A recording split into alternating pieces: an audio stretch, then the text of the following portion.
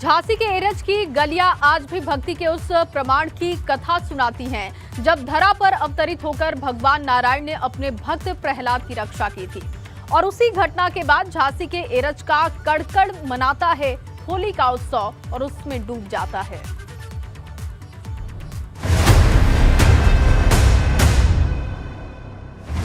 रंगों का त्योहार होली की अनूठी कहानी। भक्त प्रहलाद का घर हिरण्यकश्यप की राजधानी।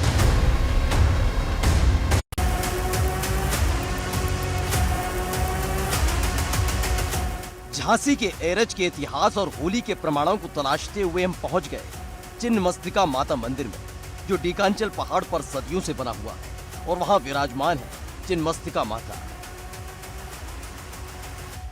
सदियों पुरानी परंपरा एरज आज भी निर्वाह करता आ रहा है। आपको तस्वीर दिखाएं, एरज की गलियों में फागुन के महीने में कुछ इस तरीके की तस्वीरें निकल के आती हैं जब नरसिंह भगवान के अवतार में बच्चे नजर आते हैं। वाराह अवतार, वामन अवतार, नरसिंह अवतार, भक्त प्रहलाद बनकर बच्चे एरज की इन गलियों में निकलते हैं, जिसे सतयुग का एरिकश कहा जाता है और हिरण्यकश्यप की ये राजधानी थी। ये बच्चे अभी भी संस्कृति को अपने कंधों पर लेकर आगे जा रहे हैं। जो संस्कृति रही है, जो मान्यताएं रही हैं, उनका पालन करते हुए आगे जाते हैं। ये तमाम अवतार जो भगवान विष्णु के हैं, जो यहाँ हुए हैं, इस जिले में हुए हैं। आज झांसी जिले के एरज कस्बे में इसको परंपरागत तरीके से मनाया जाता है। ये शोभा यात्रा बाकायदा निकाली जाती है।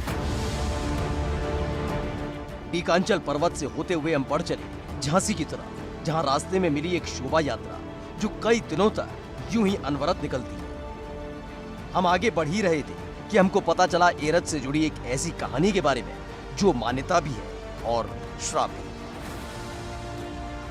नरवर चढ़े न बेड़नी, एरज पके न ईंट, गुद नोटा भोजन नहीं, बूंदी छटे न छींट।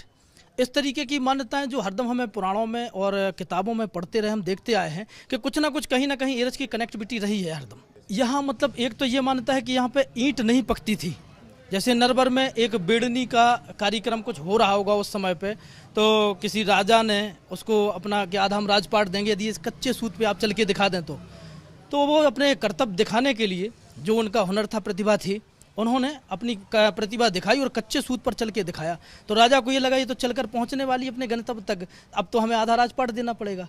तो उन्होंने जो ये कटारी होती है जिससे वो जूते वगैरह उसको काटते हैं, तो उसी को उन्हें उठा के मार दिया। तो वो सूत कट गया और वो नीचे गिर गई, उसकी मृत्यु हो गई। तो उसने ये श्राप दिया था कि अब तुम्हारे यहाँ कोई ऐसा कर्तव्य दिखाने आएगा नहीं।